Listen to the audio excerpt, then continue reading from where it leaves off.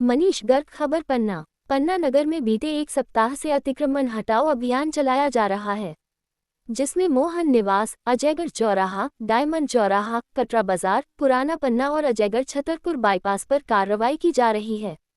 इस दौरान चाय के टपरे, डिब्बे, टीन शेड हटाए गए हैं। सोमवार को दिन भी यह अभियान जारी रहा है, जहां सुबह कटरा बाजार और शाम को अजयगढ़ छतरपुर बाईपास से अतिक्रमण हटाया गया है। लेकिन बीते दिनों से पुराना पन्ना में गिराया गया अधूरा पीएम आवास सुर्खियों में बना है। हितग्राही ने सदर पटवारी पर रिश्वत मांगने के आरोप लगाए हैं। अतिक्रमण हटाने एक हफ्ते से चल रहा अभियान। जानकारी के अनुसार पन्ना नगर पालिका प्रबंधन, राजस्व विभाग, पुलिस अमला संयुक्त रूप से बीते एक सप्ताह से अतिक्रमण हटाने की कार्रवाई में जुटा है। रविवार को डायमंड चौराहा में एक अतिक्रमण को हटाया गया था, जहां पुराने पेट्रोल पंप के निर्माण को गिराया गया है। इसके साथ ही आसपास रखे कुछ टपरों को भी हटाने की कार्रवाई की गई थी। बताया गया कि डायमंड चौक में जिस भवन को जेसीबी से गिराया गया है, तहसीलदार अखिलेश प्रजापति ने बताया कि खसरा नंबर 1779 की जमीन सरकारी रिकॉर्ड में शासकीय दर्ज है। नगर के पुराना पन्ना में नगर पालिका, राजस्व, पुलिस की टीम ने एक मकान गिराया, जो पीएम आवास निकला, जिसके लिए हितग्राही सुनीता गुप्ता के नाम प्रधानमंत्री आवास स्वीकृत किया गया। वार्ड -26 पुराना पन्ना की रहने वाली सुनीता गुप्ता पति जागेश्वर प्रसाद कच्चे मकान में परिवार के साथ रह रही थीं। पीएम आवास का मकान भी गिराया गया। चाय समोसे की दुकान लगाकर गुजर बसर करती थीं, लेकिन अतिक्रमण हटाने की चपेट में पीएम आवास भी आ गया और एक बार फिर एक गरीब बेघर हो गया। हितग्राही ने कलेक्टर को आवेदन सौंपा। हितग्राही ने कलेक्टर को आवेदन देकर राजस्व विभाग पर गंभीर आरोप लगाए हैं, जिसमें उसने कहा कि पटवारी संतोष कुमार चिकवा ने तहसीलदार के नाम पर 1 लाख रुपए की मांग की थी। हमने पटवारी को 10,000 दिए थे, जो मामला उछलने पर ऑनलाइन वापस कर दिए हैं। बाकी 90,000 नहीं दे पाया था, इसी वजह से मेरा मकान गिराया गया है। तहसीलदार बोले, सरकारी जमीन पर बना था पीएम आवास। मामले में तहसीलदार अखिलेश प्रजापति ने बताया कि नगर में अतिक्रमण हटाने की मुहिम चलाई जा रही है। सड़कें चौड़ी की जा रही है। जिस पीएम आवास की बात की जा रही है, वह शासकीय जमीन में स्वीकृत किया गया था। बनाने से पहले से हितग्राही को रोका गया था कि यह नगर प्रमुख मार्ग की शासकीय जमीन है। बावजूद उसके हितग्राही ने पीएम आवास बनाया, जिसे टीम ने गिरवाया है। एसडीएमएस के नागवंशी ने बताया कि शहर की सड़कों को आवागमन को अवरुद्ध करने वाले अतिक्रमण हटाए जा रहे हैं। पीएम आवास शासकीय जमीन में स्वीकृत किया गया था, जिसे गिराया गया है। उक्त जमीन शहर की बेशकीमती जमीन है। वहीं रिश्वत के आरोप लगने पर पन्ना सदर पटवारी संतोष कुमार चिकवा ने कहा कि हमने कोई रिश्वत नहीं ली है। हितग्राही की चाय समोसे की दुकान है, जहां से हम लंबे समय से समोसे, मगौड़ी इत्यादि खरीदते थे, जिसका पेमेंट किया था। इस विषय में कलेक्टर पन्ना सुरेश शर्मा जी से भी बात की गई तो उन्होंने कहा कि सरकारी जमीन में मकान बनाया गया था। आपने ज्ञापन दिया है। आज हम कलेक्ट्रेट परिसर में आए हुए हैं। हमारा मकान जो पुराने पन्ना वार्ड क्रमांक 26 में बना हुआ था, जिस दिन हम परिवार सहित बाहर गए हुए थे, उस दिन तहसीलदार के द्वारा और नगर पालिका की टीम के द्वारा मोहल्ले वालों ने हमें ये सूचित किया कि आपका मकान शाम को 5-6 बजे के बीच में गिरा दिया गया है पूरा। और जब हम लोग 7 बजे करीब वहाँ पहुँचे, अब बाहर से आए हम लोग, तो हम लोगों ने देखा वहाँ पे कि हमारा मकान ही गायब हो चुका है वहाँ पे। तो हम लोगों के होश उड़ गए उस समय। तो मोहल्ले वालों से हम लोगों ने पूछा तो उन्होंने पूरी जानकारी दी हमको।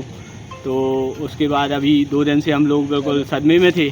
आज हमने कलेक्टर साहब को आवेदन देने के लिए और न्याय संगत कार्रवाई करने के लिए, और ऐसी विक्षिप्त मानसिकता वाले अधिकारी जो शहर में घूम रहे हैं बुलडोजर लेके, जो किसी का भी घर ताला लगे हुए में भी गिरा सकते हैं, तो इससे सतर्क रहने की बहुत ज़रूरत है ऐसे अधिकारियों से। तो इसकी जानकारी देने हम कलेक्टर साहब को आए हुए थे, और इसकी जानकारी अभी हम अपने माननीय सांसद जी को भी देंगे, अभी विधायक जी को भी देंगे कि इस तरीके से आवास योजना का बना हुआ मकान ताला लगा हुआ गिरा सकते हैं जब ये लोग, तो ये तो किसी गरीब का फिर रहना जीना मुश्किल कर देंगे। लोग वैसे ही अपनी बेरोजगारी से परेशान हुए हैं और महंगाई के दौर से जूझ रहे हैं, उसके बाद किसी का आशियाना गिरा देना, ये मुझे लगता है बहुत बड़ी एक दुखद घटना है। पैसे की लेन देन वाली बात भी सामने आई। 7-8 महीने पहले से तहसीलदार साहब हमसे 1 लाख रुपए की मांग कर रहे थे, तो जिसके एवज में हमने पटवारी जी, उनने बोला था कि हमसे पटवारी जी से मिल लो। हमने उनसे निवेदन किया था कि हम गरीब आदमी हैं सर, और आवास योजना का बना रहे हैं तहसीलदार साहब से। बोले नहीं सेठ जी, हमें पता है आप कितने गरीब हो और 1 लाख रुपए तो लगेंगे, नहीं तो आपका मकान फिर हम बनने नहीं देंगे। तो हम डर गए फिर उस समय। किसके द्वारा कहा गया? तहसीलदार साहब के द्वारा प्लाट पर आके ही, जब हमारी पहली किस्त आई थी तो हमने काम लगाया हुआ था, तो तहसीलदार साहब आ गए थे। तो कौन तहसीलदार थे? ये अपने प्रजापति जी थे, जो अभी पन्ना तहसीलदार साहब हैं, वही थे। तो इनके द्वारा बताया गया कि आप इतने 1 लाख रुपए के दे दो तो हम देख लेंगे और पटवारी जी से मिल लो शाम को जाके। तो हम 2-3 दिन तो हम लोग शौक तो थे कि हमारा वैसे ही इतने बनाने में पैसा लगता है सब, 1 लाख रुपए आया है हमारा, तो 1 लाख रुपए की ये डिमांड कर रहे हैं। तो 3-4 दिन बाद हमारी माता जी बोली कि थोड़ा मिलाओ, ऐसा नहीं कि गिरा दें, अपना फालतू का नुकसान कर देंगे, अपन को तो रहना यहीं समाज में है और वो लोग अधिकारी हैं। तो अपन जाके मिले पटवारी जी से, तो पटवारी जी बोले कि 1 लाख रुपए तो देखो यार देना पड़ेगा तुमको, नहीं तो साहब बहुत कड़क स्वभाव के हैं और वो गिरा देंगे तुम्हारा मकान सरकारी बोल के। और फिर वो उनके पास तो देखो दुनिया के साधन है, वो गिरा सकते हैं आपका किसी प्रकार। कितना पैसा दिया गया आपको? तो हमने 10,000 रुपये दे दिए। हमने उनसे बोला सर हम और आगे आपको दे देंगे, अभी आप हमारा गिराना नहीं है, कुछ ऐसी कार्रवाई मत करना। किस माध्यम से दिए?